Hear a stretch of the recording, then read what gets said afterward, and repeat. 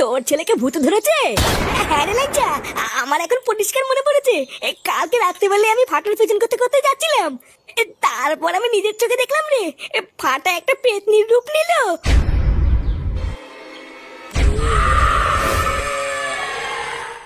পল্টুদা, এইসব ফুটো কি বলছি গো? আরে না, বাদ দে তো ফুটোর কথা। এই মালটা পাকা ঢপ মারছে। ভালো করে খবর নিয়ে দেখ গিয়ে, কাল রাত্রেবেলায় মালমুলকে রাতে পড়েছিল। কি বলছিস? আমি মালমুলকে রাতে পড়েছিলাম? বাড়া, তোরা আমাকে বিশ্বাস করতিস না তাই তো? তোরা তোদের বন্ধুকে বিশ্বাস করতিস না? আচ্ছা যা, ধরে নে আমি তোকে বিশ্বাস করলাম তোর ছেলেকে ভূত ধরেছে, তাই তো? হ্যাঁ, তা নয় তো কি?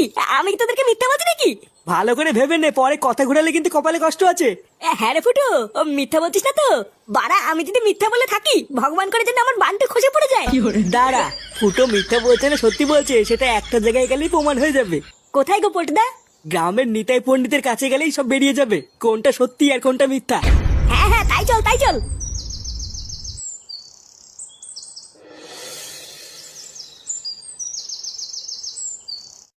Kali Kopali Diwati Dori, Yom Jandali Chandan Kali Kai, Yom Kali Kali Kali, Yom Chandan Kali Kai, Yom কি বুঝলেন পণ্ডিত মশাই? তোমার এই বন্ধু ফুটো একদম ঠিক কথাই বলছে। দেখেছিস তো, এবার বিশেষ হলো আমি মিথ্যা বলিনি। ভরা অমাবস্যার সন্ধ্যায় তোমার ছেলের মাছ ধরতে যাওয়া একদম ঠিক হয়নি। ওই মাছ ধরে বাড়ি ফেরার পথেই তোমার ছেলেকে মেচো ভূতে ধরেছে। হ্যাঁ, একদম ঠিকই বলেছেন। কাল রাতে বলে আমি নিজের চোখে দেখেছি। ওই মেচো ভূত তোমার ছেলের কাছে মাছ চেয়েছিল, কিন্তু তোমার ছেলে দেয়নি। সেই রাগে রাগেই ও তোমার ছেলের ঘাড়ে উঠে বসে আছে। কিন্তু তোমার কপাল ভালো যে কালকে রাত্রিবেলায় ও তোমাকে দেখতে পায়নি, তাহলে কালকেও তোমাকে ও ছাড়তো না। তাহলে পণ্ডিত মশাই, এখন আমরা কি করব? তোমাদের কিছু করতে হবে না, কারণ এটা তোমাদের কাজ নয়। যা করার আমি করব, কিন্তু তোমাদেরকে আমাকে সাহায্য করতে হবে। হ্যাঁ হ্যাঁ, আমি সব ধরনের সাহায্য করব। আপনি শুধু আমার ছেলেটাকে বাঁচিয়ে নিন পণ্ডিত মশাই। তাহলে আমি কি বলছি তোমরা সবাই একটু মন দিয়ে শোনো।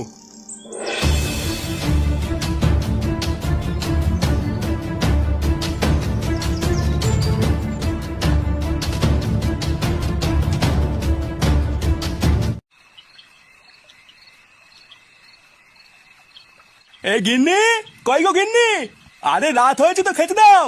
সেই সন্ধ্যা থেকে সিরিয়াল দেখা শুরু করে আর এত রাত হয়ে গেছে, এখনো কেউ যে খায়নি সেদিকে কি হুঁশ আছে? আরেকটু দাঁড়াও। এ ফাটা, খেয়ে যা। এই ছেলেটাও হয়েছে আর একজন, কালকে থেকে যে কি হয়েছে ঘর থেকে বেরোচ্ছে না। কি রে, এটা কে? গিন্নি, গিন্নি তাড়াতাড়ি আসো।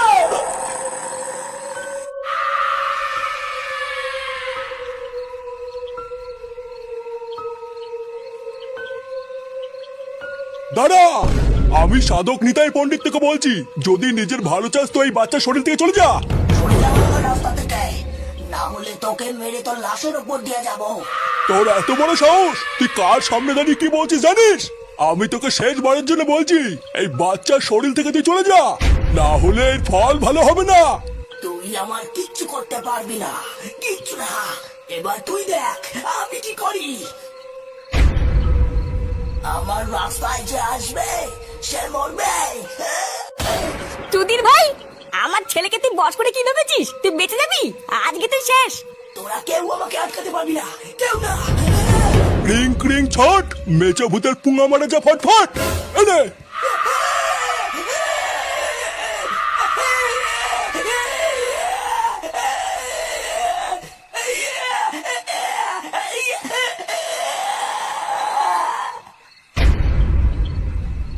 নাও ফুটো, ওই মেচো ভূত তোমার ছেলের শরীর থেকে চলে গেছে।